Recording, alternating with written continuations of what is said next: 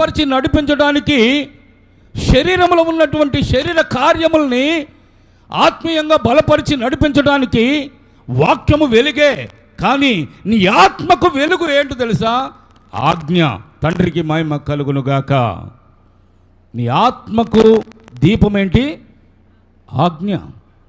ఆజ్ఞను అతిక్రమిస్తే ఆ ఆత్మ ఏమైపోతుంది?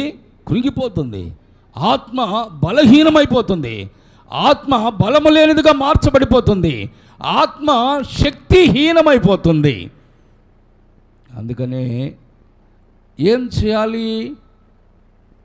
ఆజ్ఞను జాగ్రత్తగా మనం పాటించాలి. చెప్పండి, ఏం చేయాలి? చెప్పండి.